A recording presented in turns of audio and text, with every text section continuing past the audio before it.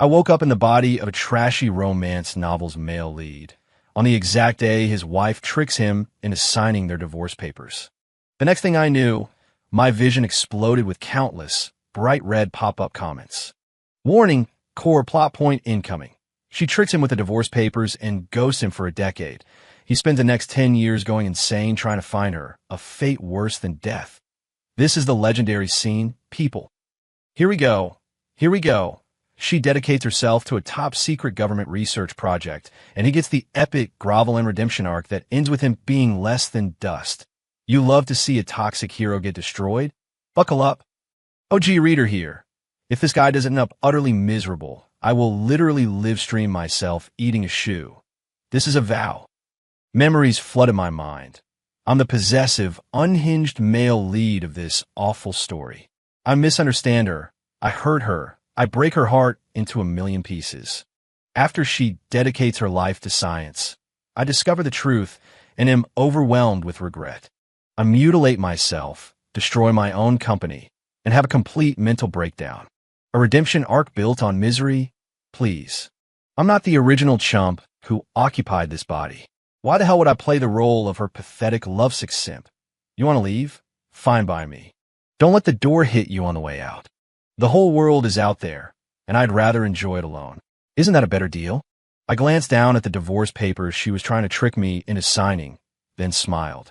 Are these divorce papers? Great, I'll sign. You should have just said you wanted a divorce. Why all the cloak and dagger stuff? Is the money all sorted out? Chloe Vance froze. Her eyes went wide, staring at me. The pen in her hand nearly clattered to the floor. The pop-ups went ballistic, frowny face. Holy crap, he knows. Wait, he knows, and he's still signing. What happened to the plot? Where's the heart-wrenching anguish? I'll never let you go. Speech. Did he get the wrong script? At Shoe Eater from upstairs, the shoe is still fresh. When's the live stream? I'm waiting. I watched her deer in the headlights, expression, and sneered internally. Keep acting. Go on. Weren't you the ones scheming to run away? So why the struck by lightning look now? Chloe's lips trembled, her voice shaking slightly. You want a divorce? I almost laughed out loud. Ms. Vance. I tapped a finger on the agreement. It's in black and white. You handed me the divorce papers. You're the one who wants the divorce. Why? Sneak around trying to trick me. It would have been so much easier to just ask. I pushed the signed document across the table to her. Is the money all sorted out? I asked again, my tone casual. It's sorted. She answered automatically, her eyes still glazed over with disbelief. Good to hear. I stood up, my movements crisp and decisive. Let's go. Go. She was even more lost. Where? The courthouse.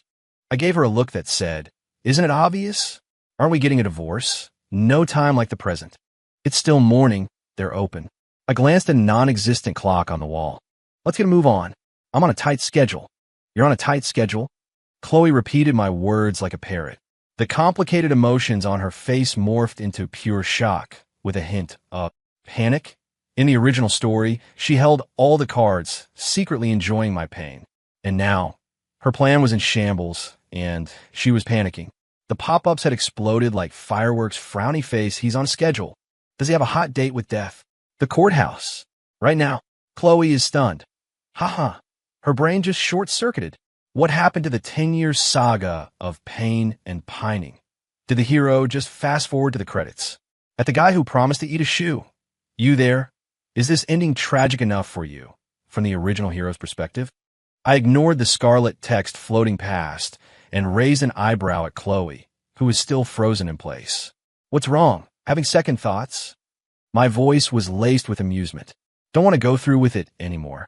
She snapped back to reality, her gaze instantly sharpening, like a cat whose tail had been stepped on. Let's go. She practically spat the words, snatching the agreement off the table. Right now. That's more like it. I nodded with a grin and started for the door. See how much easier this is? No need to waste everyone's time. I walked out without a backward glance, leaving Chloe standing there, clutching the signed papers. Her face was a kaleidoscope of pale and flushed. It was spectacular. The pop-ups went completely insane. Frowny face, holy hell.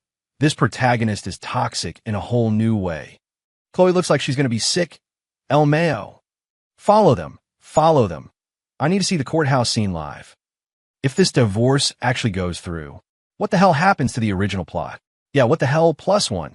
This has to be some kind of reverse psychology. Chloe and I walked downstairs, one after the other. Her steps were a little unsteady. Clearly, she hadn't fully recovered. The pop-ups chattered away. Keep up. Are they really going to the courthouse? I'll bet you $5 it doesn't happen. There's got to be a plot twist. Here comes the plot twist. A black SUV with government plates screeched to a perfect stop right in front of the building. The door flew open and a young man in civilian clothes jumped out. Buzz cut, radiating intensity, eyes like daggers. I recognized him. Ryan Pierce. In the novel, he was Chloe's college classmate, the devoted admirer who'd been pining for her for years. He's the one who disappeared with her to work on the research project and the one who ultimately won her over. The story's real winner. He got out of the car and marched straight toward Chloe, shooting a wary glance at me like a guard dog protecting its owner. Chloe. His voice was loud and laced with concern. Are you okay? Did he give you any trouble? He positioned himself in front of her, squaring his shoulders at me, his tone accusatory. Ethan Shaw, I'm warning you, stop harassing Chloe. She's not like you. She has more important things to do, a national-level project, something a money-grubbing businessman like you could never understand. Don't ruin her future. Well, the man of the hour. In the original story, the hero was repeatedly provoked by this self-righteous jerk, which led him to torment Chloe further, making her even more determined to leave. The pop-ups were ecstatic frowny face, he's here, the White Knight. Classic moral grandstanding. Come on, hero, lose your temper. Fight, fight, fight. I looked at Ryan's righteous indignation, the way he acted like he was protecting some priceless treasure. Then I glanced behind him at Chloe, who was frowning slightly. She looked like she wanted to say something, but held her tongue. Suddenly I laughed. A brilliant, dazzling laugh, even bigger than when I'd signed the divorce papers. I didn't even look at Ryan. My gaze went straight over his shoulder to Chloe, my voice just loud enough for everyone to hear. Chloe, you've got to do better than this. I gestured toward Ryan with my chin, my tone light. Look at your friend here. He's practically bursting at the seams, like the rebound guy who's been waiting on the bench for his turn to get in the game. Ryan's face changed instantly. What the hell are you talking about? Chloe's eyes went wide. I held up a hand to stop him, the smile never leaving my face. What's the rush? Congratulations, Ryan. You've finally been waiting for this day, haven't you? Here she is, I said, pointing at Chloe. I've already signed the papers. Go on, the courthouse is open. I flicked my chin nonchalantly toward the massive doors, my voice utterly sincere. The second I'm out, you can waltz right in with your more important things to do, Chloe. A seamless transition. Perfect, isn't it? I even clapped him on his rigid shoulder, wearing an expression that screamed, I believe in you, buddy. You got this. Take good care of her. I wish you two all the happiness in the world. After that, I even gave him a big thumbs up. Ryan was completely stunned. His face cycled through shades of red and white. You. He pointed at me, his lips trembling. You're talking absolute nonsense. Chloe and I have a purely platonic friendship. He shouted it, but his eyes couldn't help but dart toward Chloe. And in that fleeting glance, I saw it plain as day.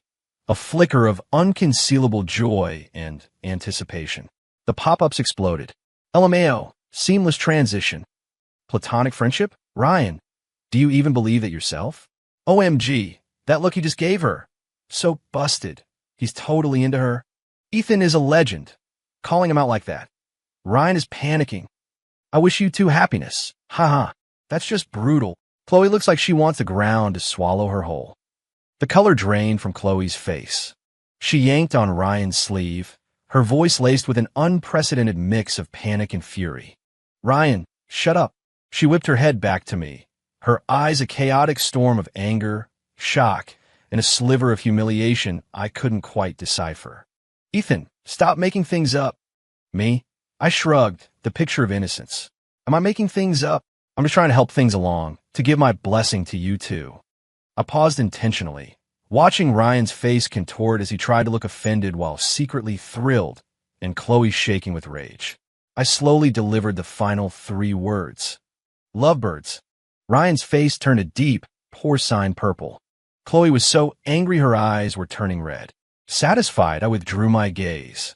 I was done watching this little platonic friendship theater. I glanced at my non-existent watch. All right, let's not waste any more time. Go on in and get it done. After that, you two can do whatever you want. I gotta get lunch. I'm starving. With that, I stuffed my hands in my pockets and walked around the petrified Ryan and the trembling Chloe, and headed straight for the courthouse doors. The pop-ups went wild, frowny face, he's hungry. All he can think about is food. Lovebirds, haha, this guy is the king of sarcasm. Ethan, my work here is done. Mic drop. This plot has been derailed so hard its mother wouldn't recognize it. The wife and her side piece are being publicly executed. This is amazing. Where's the system? Someone needs to reboot this bugged-out protagonist. I walked up the courthouse steps with a spring in my step. Chloe and Ryan were still frozen by the SUV, the air thick with an awkwardness you could cut with a knife. The pop-ups kept scrolling, frowny face, he's going in. He's really going in. Is this divorce for real? Just then, a woman in a white sundress, looking as fragile as a flower, suddenly stepped out from behind a pillar. Her eyes were red-rimmed, as if she were carrying the weight of the world on her shoulders. Lily White. In the novel, she was the White Lotus, the seemingly pure and harmless girl who was actually a master manipulator. Her various coincidences deepened the misunderstandings between the hero and Chloe, and she was instrumental in pushing Chloe to the breaking point. Of course, the original hero fell for it, using it as a test of Chloe's feelings for him. It only created more misunderstandings, as neither of them ever just talked, preferring to stew in their own drama and suspicion. And now, the White Lotus has arrived. The plot just can't wait to happen, can it? The pop-ups were instantly thrilled, frowny face, she's here. The classic manipulative damsel. It's happening. Quick, hero, go protect the damsel in distress. The original hero was a total sucker for this routine. Chloe's heart is about to shatter all over again. Lily scurried over, blocking my path. She tilted her face up to mine, a single tear threatening to fall. Her voice was soft and timid, choked with emotion. Ethan, I'm so sorry. It's all my fault. She sniffled, her eyes darting toward Chloe, who was still standing stiffly by the car, before quickly looking away, her face a mask of guilt. Is it because of me that Chloe wants to divorce you? Don't blame her. It's all my fault. I'll leave. Just please don't get divorced, okay? The performance was flawless. The stench of fake innocence was overwhelming. According to the original script, the hero should be overcome with pity right now, comforting her immediately and growing even more annoyed with the unreasonable Chloe. Behind me, Chloe would see this. Her face would turn paler, her heart colder. The pop-ups were waiting for the show, frowny face, wow. That performance is a bit much. Come on, Ethan, comfort her. Chloe looks furious. The classic love triangle. Here we go. I stopped. I looked at the woman before me, on the verge of tears, acting as if the universe revolved around her. I smiled. Not the brilliant, dazzling smile from before. This one was laced with amusement, a bit of coldness, and a whole lot of impatience. You? I scanned her from head to toe, my expression like I was looking at a rock on the sidewalk. My voice wasn't loud, but it was crystal clear. Who the hell are you? Lily was dumbfounded. Chloe was stunned. I could have sworn I saw a flicker of pleasure in Chloe's eyes. Lily's tears froze in their tracks, her expression locking in place. Ethan. She was baffled, unable to believe it. I frowned, my tone dripping with undisguised disgust. Don't call me that. Do I know you? You're in my way. Move. I started to walk around her. Lily panicked and grabbed my sleeve. Ethan, it's me, Lily White. How could you? Let go. My voice turned to ice. My eyes flashed.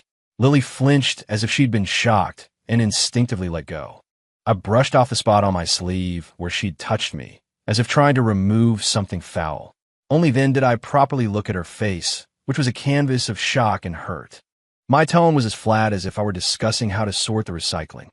Oh, Lily White. Doesn't ring a bell. However, the corner of my mouth twitched into that cold, impatient smirk again. Listen closely. I'm divorcing Chloe because she... I pointed down the steps at the pale-faced Chloe. Want a divorce? Does it have anything to do with you? I let out a short, sharp laugh. Not a damn thing. Who the hell do you think you are? Why are you inserting yourself into this drama? Get lost. Without another glance, I turned and walked away. Crisp, decisive, leaving Lily completely petrified. The blood drained from her face.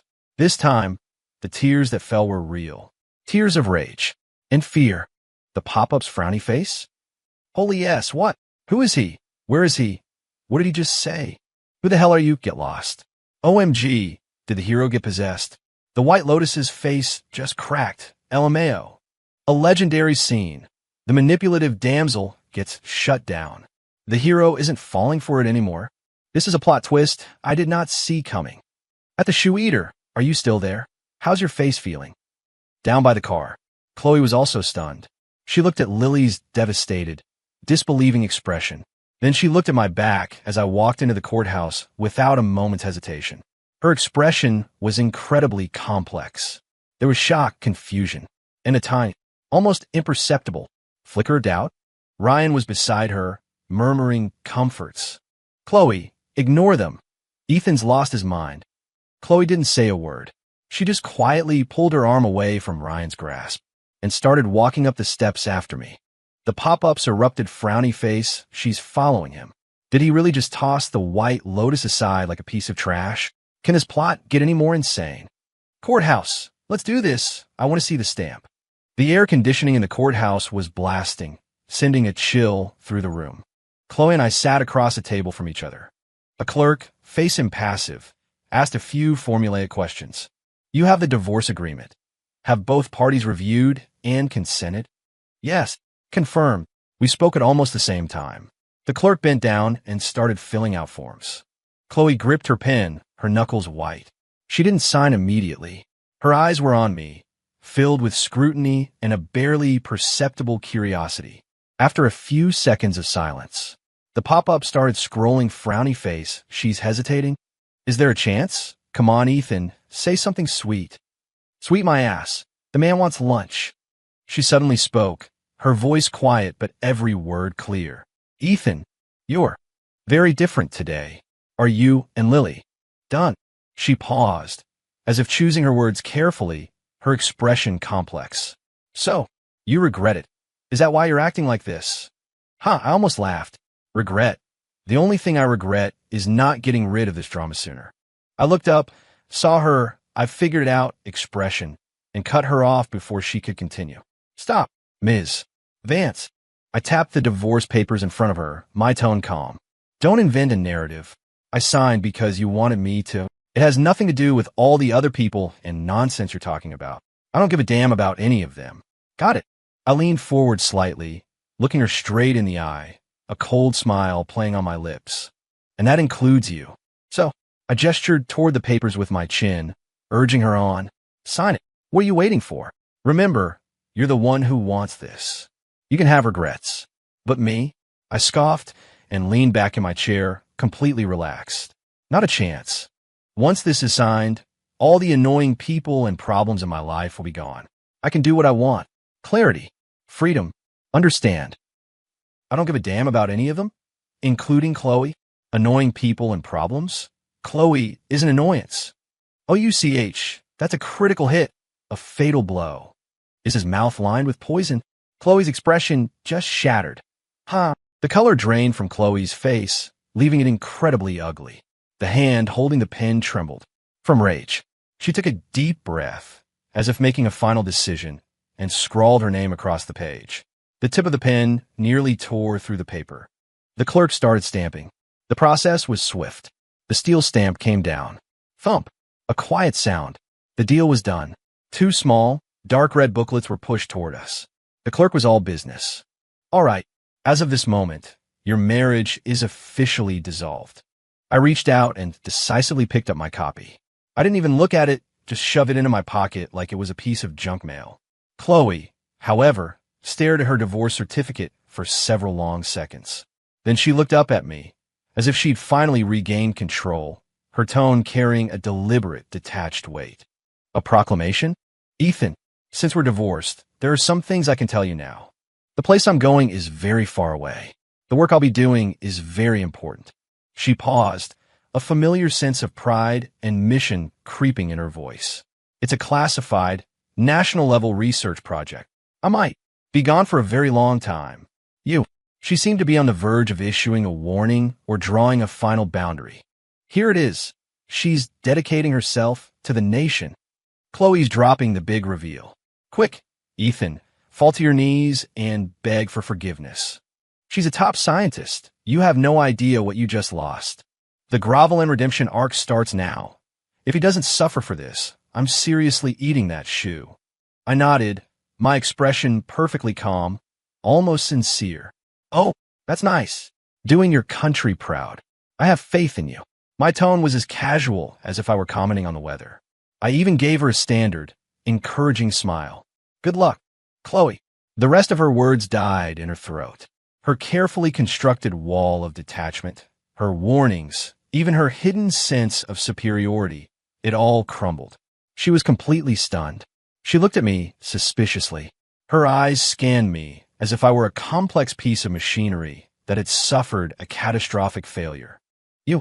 Her brow furrowed, her voice filled with incredulous suspicion. Ethan, are you? She searched for the right words, finally landing on what she thought was the most logical explanation. Playing hard to get. Me. I couldn't hold it in. A puff escaped my lips, and I burst out laughing. The sound was jarring in the quiet government office. Even a clerk looked up at me. Chloe's face turned beet red, from anger and humiliation. I wiped a tear of laughter from the corner of my eye and looked at her, articulating each word with perfect clarity. Playing hard to get. Ms. Vance, you're overthinking this. My smile vanished, my expression turning dead serious with a hint of pity. What would I be trying to get? Who would I be trying to get? I shook my head, stood up, my voice firm and final, filled with the lightness of true liberation. I'm not playing. I don't want to play. I have no interest in playing. I pointed at her, then at myself, and finally toward the bustling world outside the main doors. Get this straight. You and I are done. We have nothing to do with each other anymore. Your research is a good thing. I hope you succeed. As for me, I patted the pocket with the divorce certificate, my eyes bright, a genuine, liberated smile spreading across my face. The world is my oyster. Love. I scoffed, my voice dripping with scorn. Does that pay the bills? Is it making a ton of money more satisfying? Later. With that, I turned and walked away. My steps were so light, I felt like I could fly, leaving Chloe all alone, clutching that brand new, still ink-scented divorce certificate, sitting numbly in her chair, her expression completely blank, utterly and thoroughly baffled. After a moment of dead silence, the pop-ups exploded. Does love pay the bills? Holy S, a legendary line. Absolutely iconic. Who would I be trying to get? Ha ha, this guy is hilarious. Chloe's brain just melted. I can see the smoke. Playing hard to get. Ethan. Get who? I'm trying to get rich. At the shoe eater. Get in here. You need to witness this. He's so happy about this divorce. He's really free. Top scientist? Sorry, I'd rather be rich. LMAO. Chloe. EXE has stopped responding. Ha ha ha. Next chapter. Get money, get money, get money. This plot has gone completely off the rails. Pushing through the heavy glass doors, the midday sun was a bit blinding. That black SUV with government plates was still parked where I'd left it. Ryan had already retreated to the driver's seat, presenting only a cold, hard silhouette. Chloe's footsteps halted behind me, her eyes filled with a dazed look. Something's wrong. Chloe isn't acting right. Did Ethan cast a spell on her? The divorce is final. What's she lingering for? I thought she was all in on dedicating herself to the country. Looks more like her soul just got vacuumed out. At shoe eater, my dude. Where's that shoe? Chloe's empty, lonely expression tells me Ethan is winning. Ryan rolled down the window, his voice carrying across the distance, sharp with urgency. Chloe, get in the car. We're on a schedule. He sounded like he was hailing a space shuttle about to launch. Chloe flinched as if startled awake, her shoulders stiffening. Without another look in my direction, she hurried toward the SUV, her movements almost clumsy as she pulled open the door and scrambled inside. The door slammed shut with a definitive thud, sealing her off from the world. The engine roared to life, and the SUV quickly merged into traffic, disappearing around the corner. I shrugged, completely unconcerned. Just then, a wispy white figure, radiating an aura of profound sorrow, once again materialized in front of me. Lily White. She was still here. Her carefully arranged hair framed a face with eyes as red as a rabbit's. The cultivated fragility turned up to 11. She tilted her face up, her tear-filled eyes locking onto mine, her voice a suppressed sob with a trembling, upward lilt. Ethan, how could you become like this? She took a tiny step forward, closing the distance, manufacturing intimacy. I know you and Chloe got divorced. You must be so sad, right? You weren't like this before. Was it? Was it because I hurt your feelings? Is that why you're being so cold to me on purpose? I know I was wrong. Stop. I cut off her dramatic monologue with a flat expression, not even bothering to raise an eyebrow. Patience is a luxury I don't waste on persistent, annoying gnats. I pulled out my phone, unlocked it, and opened Venmo, my fingers flying across the screen. A moment later, I held up the payment successful screen for her to see. $100. My voice was devoid of any emotion. For your emotional damages. There you go. Lily's tears froze mid-fall, her expression completely rigid, like a mannequin that had just been switched off. What? She seemed utterly incapable of processing this. My treat, I said, casually pocketing my phone. To compensate you for the oxygen and time you wasted in my presence. Lily, I leaned in slightly, my voice low, but each word as sharp and cold as an icicle. Final warning. Don't ever show your face to me again. The air you breathe, I pause, a truly nasty smile spreading across my lips, is disgusting. It's polluting. Got it. Without giving her another second to perform, I walked straight around the petrified statue of a white lotus and got into my car. The door closed, shutting out the world. As the engine started, I saw her in the rearview mirror, standing frozen on the sidewalk. Her carefully constructed fragility had shattered, leaving only a blank, humiliated pallor. She looked like a cheap, faded doll abandoned on the side of the road. The pop-ups in my vision exploded like a fireworks finale. Frowny face, LMAO, $100 for emotional damages. Ethan, you are a monster.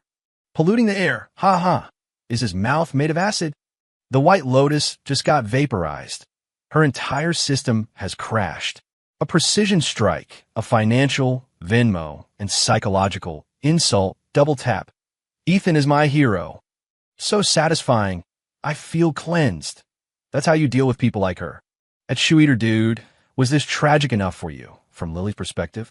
Come on out and say something. The days that followed were blissfully quiet. No weepy ex-wife.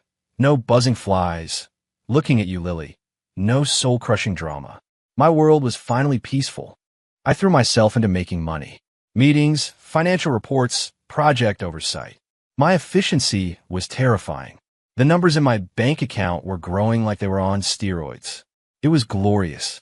Occasionally, a few annoying red pop-ups would drift across the corner of my vision, frowny face, breaking news. Chloe isn't doing well at the Nevada facility. Yeah, that idiot Ryan was bad-mouthing Ethan again, and she actually told him off. Shut up, you're annoying. LOL.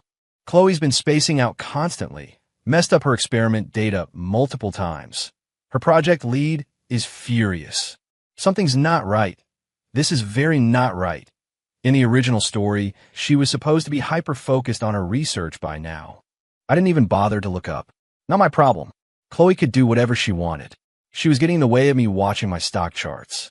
The pop-ups kept scrolling, frowny face, OMG. Huge gossip. Latest dispatch from the front lines. Chloe went to the facility's clinic today. The test results, HCG positive. She's pregnant. This was in the original novel. The timeline matches up. Iconic scene alert. She's going to get an abortion. The scene where Ethan finds out and is destroyed with grief is coming. At Shoe Eater, get back here. Your shoe is calling your name. I stared at the fluctuating numbers on my computer screen, my heart rate perfectly steady. Oh, she's pregnant. Thinking back, the night before the divorce. The original idiot in this body did keep her up pretty late. TSK. A hassle. But, according to the script, Chloe should be coldly booking an appointment at the clinic, getting it over with cleanly and efficiently. Then she'd use this proof to stab the original hero in the heart one more time, making his life a living hell. I know the drill. Good. Solves the problem for good. I took a sip of my coffee. Didn't even break my rhythm. But the pop-ups suddenly changed their tune, frowny face. Wait, she didn't book an appointment? She's been sitting on a bench in the hallway with the lab report for the entire afternoon. That moron Ryan is pacing like a caged animal, trying to convince her to get rid of that bastard's mistake, but she shut him down with a single death glare. Her boss talked to her, said the project was at a critical stage. And she hesitated. She said, she needs to think about it. Think about it. In the book, she signed the consent form without even blinking. Holy crap, the script is broken again. Chloe, you're not following the rules. Hey Dad, this is your fault. I saw the words, think about it, flashing in the pop-ups. I raised an eyebrow. Chloe was still stirring up trouble. Is the system's plot correction this aggressive? It won't even let me off the hook for this. It want me to deal with the whole secret baby trope. Annoying. One afternoon, the scarlet pop-ups in the corner of my vision suddenly exploded, so dense they almost blocked my sight. Frowny face, OMG, OMG, OMG. Breaking news, the Nevada Facility Clinic. Something happened, TOCHLOE. What happened? She was fine this afternoon. The baby is gone. The light is on. Nurses are rushing in and out, and they look pale. That idiot Ryan is outside, squatting with his head in his hands like a kick dog. Did he do it? Probably. He was the one who brought her a bowl of soup this afternoon. I'm reporting him. That monster. I didn't even flinch, just took a sip of my coffee. The pop-ups continued their frantic scroll. Frowny face, the lights off. They're wheeling her out. Her face is white as a sheet. She's awake. She's awake. Her eyes are terrifying, just staring straight at the ceiling. Ryan is rushing over. He's asking her, Chloe, are you okay? All fake and concerned. OMG. Here it is, the big scene. Chloe is speaking. Her voice is hoarse, like sandpaper. She just asked Ryan one thing. Why? That moron Ryan is trying to deny it. The pop-ups paused for a beat. A few seconds later, the red text exploded with unprecedented shock. Frowny face, it's happening. A nuclear meltdown live on site. Ryan has lost his mind. He's completely unhinged. Chloe just asked him why, and he shot up like a firecracker. His eyes are bulging like a goldfish. He's spraying spittle everywhere. He's screaming. He's screaming at Chloe, who's lying weak and pale in a hospital bed after a miscarriage. Why? You're asking me why? Chloe, let me ask you something. Why the hell, even now, are you still thinking about that bastard Ethan Shaw? You're divorced, the baby is gone. So why were you still keeping that stupid sonogram picture? Hiding it like it was some kind of treasure? The pop-ups froze for a second, as if stunned by the furious outburst, before gushing even more frantically. Frowny face. Holy yes, he just confessed. A sonogram picture? Chloe kept it.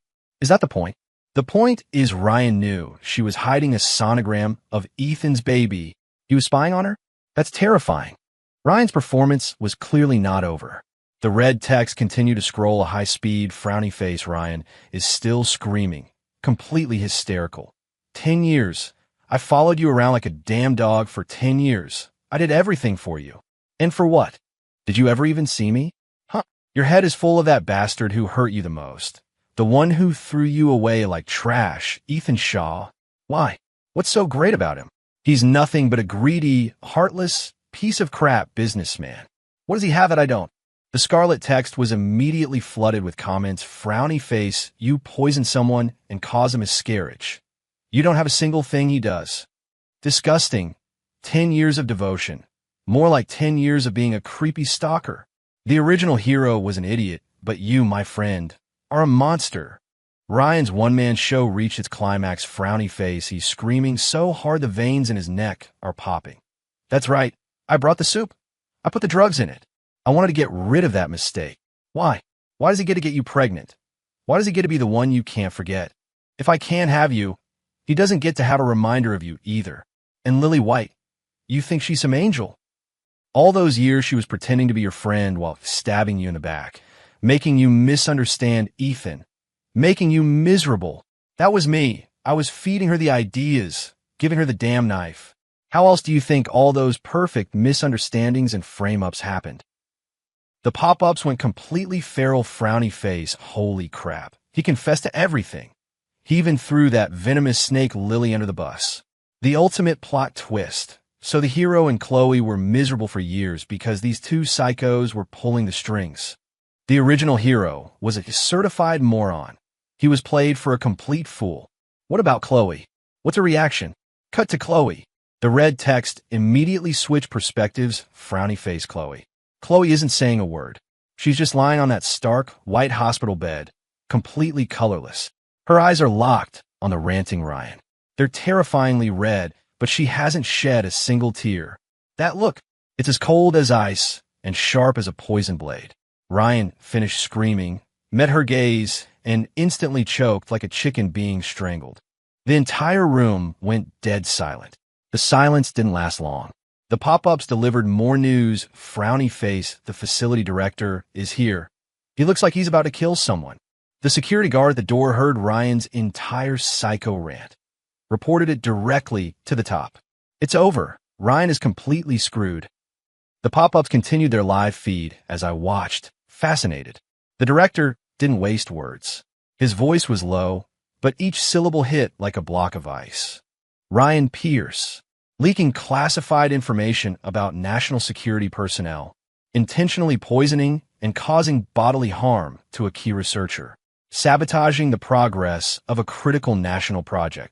You are hereby under arrest for charges of endangering national security and aggravated assault. He waved his hand. Two burly, stone-faced guards immediately moved in, wrenching Ryan's arms behind his back. Their movements were rough, efficient. Click! The cold handcuffs snapped shut. Ryan finally snapped out of it, true panic setting in. He struggled wildly, his face a mess of tears and snot. Director, sir, I was wrong. It was a moment of weakness. I love her. I was doing it for her. For the project. Silence, the director barked, giving him a look of pure disgust, as if he were looking at a piece of filth. Take him away. Ryan was dragged out like a sack of garbage, his cries and pleas echoing down the hall before fading away. The world was quiet again. The director's gaze shifted to Chloe on the hospital bed. His expression was still stern, but now held a complex, evaluative edge. Dr. Vance. His voice was grave. Given the egregious nature of this incident and the severe lack of judgment and negligence you have demonstrated in handling your personal affairs, you have created a tangible threat to this project's security protocols.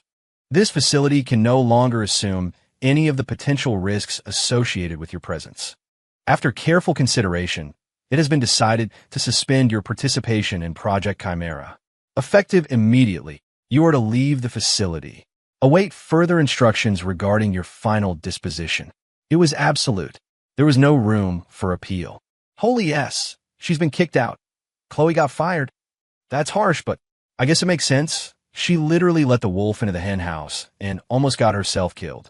Project Chimera. So it really was a top-secret project. Well, it's all gone. Chloe lost her job, her baby, everything. Ethan. Paging Ethan Shaw. This is your fault. Chloe lay on the bed. The last traces of color drained from her face. Her lips moved, as if she wanted to say something, but in the end, not a single word came out. She just slowly, wearily closed her eyes. Her long lashes trembled violently. A single, murky tear finally squeezed from the corner of her eye, tracing a path down her pale cheek and disappearing into her hair. The scarlet pop-ups tirelessly summarized the grand finale. At the Nevada facility, frowny face Ryan Pierce is looking at some serious prison time. Life sentence, probably. That snake Lily White has also been invited for a chat by the authorities. She'll probably be keeping Ryan company soon. Chloe Vance has packed her bags and been escorted off the premises. No one knows where she is. Word is, she's in a very bad state. At Shoe Eater, my man, your shoe is safe. Ethan won without lifting a finger. His enemies are defeated, and Chloe is at rock bottom. Ethan, get out here and give your victory speech. I signed the last document on my desk while watching the live commentary. The ink bled into a perfect curve on the expensive paper. I closed the folder. My assistant respectfully took it from me. I picked up the glass of ice water on my desk and took a long drink. The cold slid down my throat. A few days later, Chloe found me. Ethan, Her voice was as rough as sandpaper. I didn't turn around. The pop-ups instantly came alive, frowny face, here we go. The big confrontation. She tracked him down. Turn around, you idiot. I slowly pivoted. Her face was deathly pale. The dark circles under her eyes were enormous, and her stomach was flat. Oh, so she dealt with it. I raised an eyebrow. Can I help you? She stared past me at the door to my apartment. Why did you change the locks? My lock was broken, so I replaced it. Why wouldn't security let me into the building? Company policy. Policy. I used to get in just by showing my face. You used to be the boss's wife. I smiled, polite and distant. And now, you're a stranger. The pop-ups went wild, frowny face brutal. From boss's wife to stranger, LMAO. Chloe's eyes reddened. I called you. Why didn't you answer? I pulled out my phone and swiped a few times. I blocked you. Why? Clause 7 of the divorce agreement. I recited it like I was reading from a textbook. Both parties agree not to interfere in each other's lives in any way, shape, or form. Is your memory failing you, Ms. Vance? She suddenly broke down, sobbing. Ethan, do you even have a heart? I was pregnant, and I had a miscarriage. I sighed dramatically. I never would have guessed Ryan was that kind of person. Don't you worry. He'll get what he deserves. Chloe hesitated for a moment, then grabbed my wrist. I regret it. Ethan, I still love. I shook her hand off. Chloe, you've got it all wrong. Love is a little game for people with too much time on their hands. For me, I poked a finger at her chest, then pointed to my own temple. The money is here. The brains are here. Love. Check the third compartment of the trash chute. Maybe you'll find it there.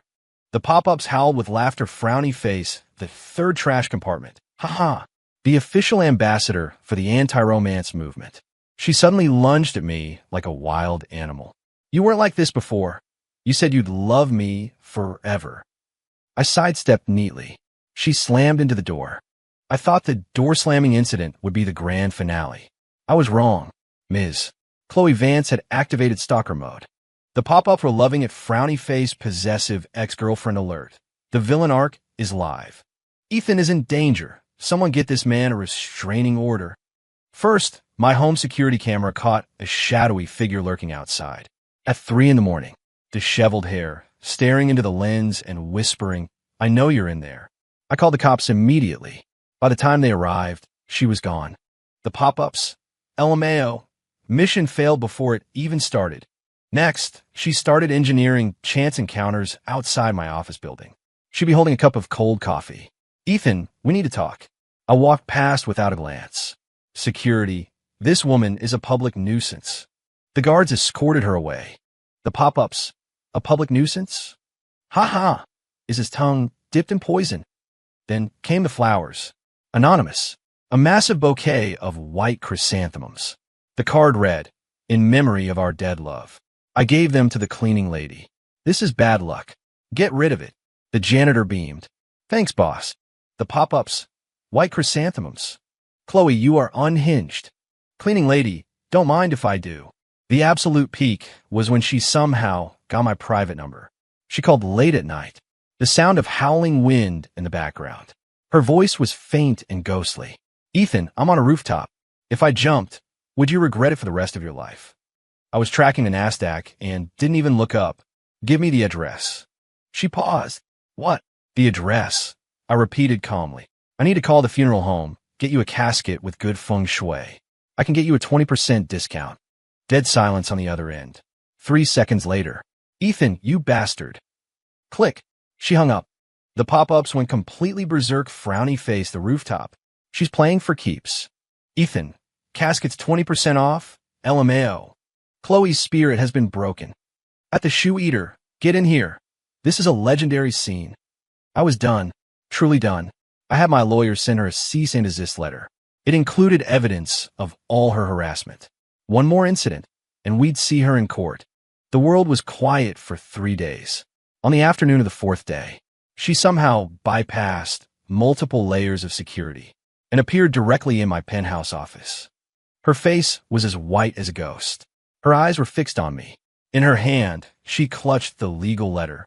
It was crumpled into a pathetic ball. The pop-ups instantly filled the screen, frowny face, holy yes. She breached the fortress. The final boss battle. Ethan, use your ultimate attack. Ethan. Her voice was terribly hoarse. Do you hate me this much? I put down my pen and leaned back in my chair. Hate? I laughed. Chloe, you give yourself way too much credit. Hate requires an emotional investment. For you, there are no emotions. It's a waste of my time. Understand? She recoiled as if I'd struck her, taking a sharp step forward. Then why are you treating me like this? Just what? I cut her off, my eyes turning cold. Just can't let go of your pathetic idea of love? Or can't let go of your fantasy of being the deeply wronged, tragic heroine? From the very beginning, you've been a silent protagonist. I laid the truth bare, mercilessly. If you felt wronged, you kept it in. If there was a misunderstanding, you said nothing. You thought one thing and said another. What was this, a guessing game? Are we in kindergarten? Did you think the entire world was supposed to revolve around you, to decipher the labyrinth of your unspoken feelings? Doesn't that get exhausting? My verbal assault left her stunned, her lips trembling. Just what? I advanced on her, my presence overwhelming. Just thought the best way to punish someone was to leave them, to make them regret everything, to make them suffer. Chloe, have you been reading too many romance novels? In the real world, nobody loves anyone forever. The planet doesn't stop spinning just because someone leaves. You left me, and my life got better. I left you. You had your research. Everything was fine. But you had to create all this drama. Look at the mess you've made of yourself. Who is this performance for? Are you trying to impress yourself? I pointed at the crumpled paper in her hand. Look at you now. What are you? A scientist working on a classified national project? Or a drama queen who can't live without man? You pick. She stumbled backward as if all her strength had been drained, hitting the cold glass wall of the office. The ball of paper fell from her hand. She stared at me, her expression shifting from madness to defiance to anger, until it slowly dissolved into a hollow, empty void. Finally, all that remained was a profound exhaustion and a sliver of shame, as if she was only just now realizing the truth. She opened her mouth, her voice barely a whisper. I really got it wrong. She slowly sank to the floor, wrapping her arms around her knees. Her shoulders trembled slightly. She wasn't crying. It was the shudder of a massive, delayed realization, the impact and powerlessness of finally understanding the absurdity of her own actions. For once, the pop-ups were quiet for a few seconds. Ethan was harsh, but maybe he got through to her. Every word was a dagger, but every word was true. Chloe's brain has officially been fried. So, is this the end? I pressed the intercom. Ashley, please escort Miss Vance downstairs. Also, contact Dr. Miller. Get a recommendation for a good therapist for Ms.